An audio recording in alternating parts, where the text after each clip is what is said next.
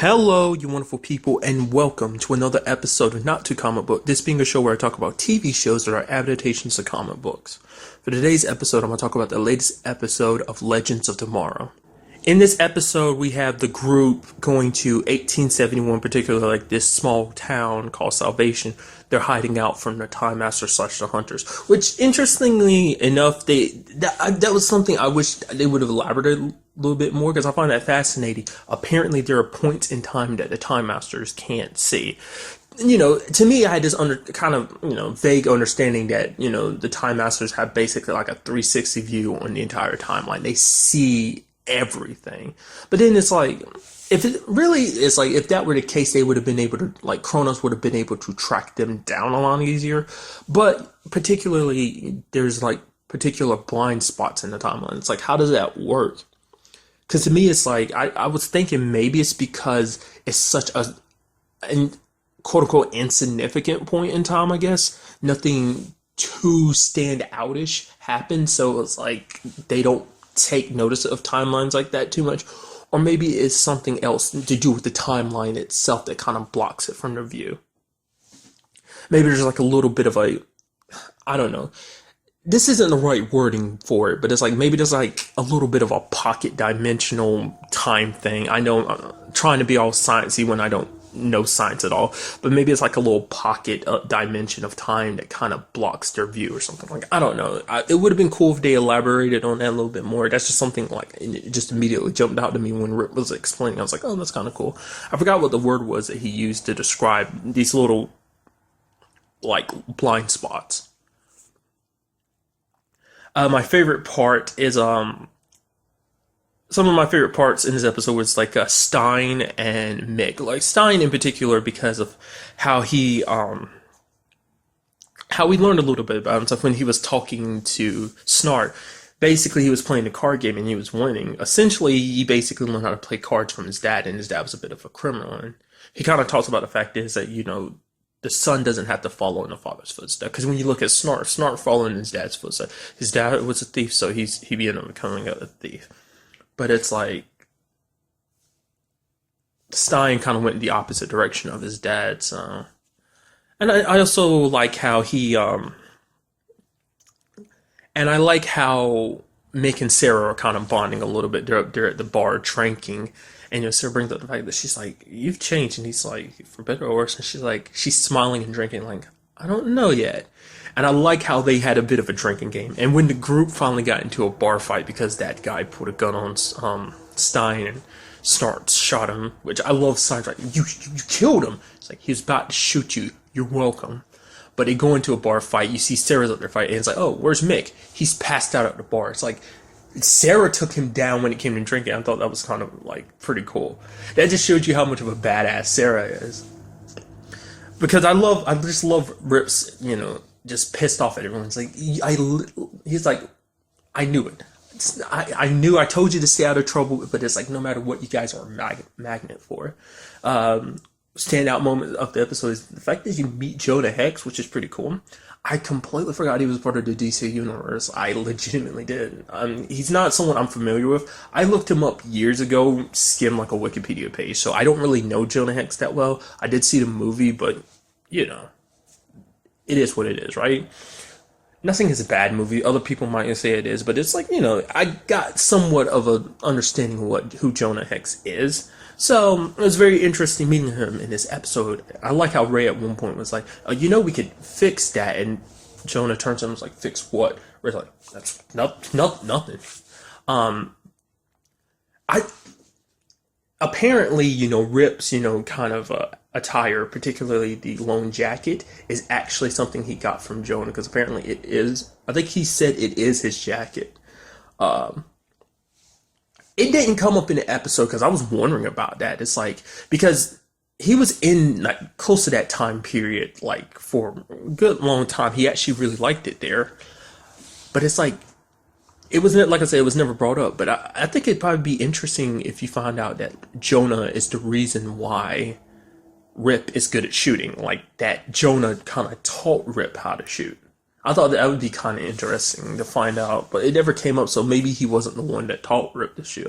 It'd be cool if he was. it is a bit sad when you find out the situation about why Rip is really hesitant to be walking around this particular time period. It's because he was here previously. He got swept up in it because this is such an easy time to be a hero. It's like you're from the future, you know how to fight the bad guys.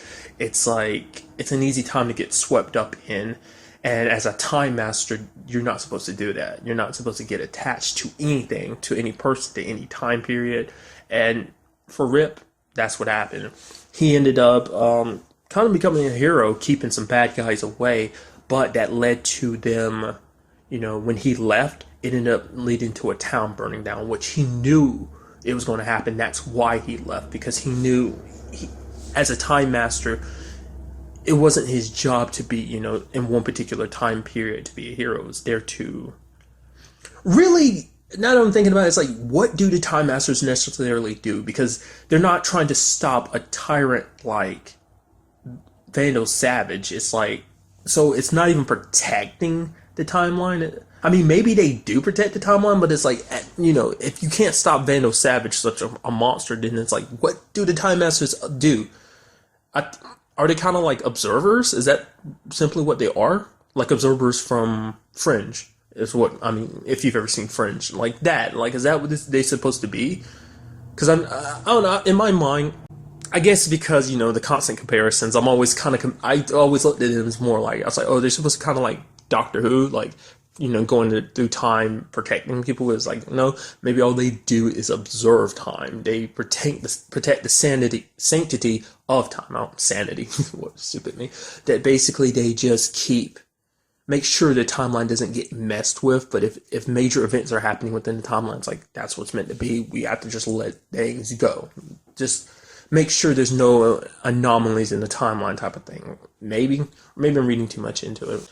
In this episode, we also had Kendra meeting a past version of herself. It's very interesting because it's always like, you've always kind of been under the impression, like, and it's, like, I was always under the impression that Kendra never actually had a full life in whatever life she had, that she always ended up dying pretty young, whether it's in her 20s/30s, whatever, like that she was a pretty young adult every time her and Carter died.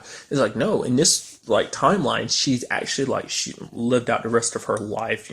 Carter's dead in this timeline as well, but it's like she lived out the rest of her life and she lived it out alone, because she basically warns Kendra. She's like, we've had many lovers over the years, because she remembers more of their past life than Kendra does. She's like, we've had many lovers over the years, but it always ends in heartbreak or tragedy if we're with anyone else other than Carter. It's like, essentially, she made Kendra think that there was no point to anything, that there was no point of trying to fight their destiny. They're always meant to come back to life and get killed by Savage. They're always meant to fall in love with only Carter and then just die again. To find each other, die, rinse, repeat, essentially. That there's no break in the cycle. Because in this episode, she also finds out that apparently there is the bracelet. As a possible weapon, since he's no longer got a dagger. It's like, oh, you're gonna fight Savage with the bracelet. Well, it's like, well, you couldn't. I mean, I don't know like what kind of material they're made from. It's like you could probably melt the bracelet down and turn it into a knife or something. I don't know. But it's like, I don't know, maybe that could be a key to fighting Savage. Who knows? But Sarah kind of talks her into it. It's been like, so what if things have ended badly for you in the past? It's like, you're who you are now.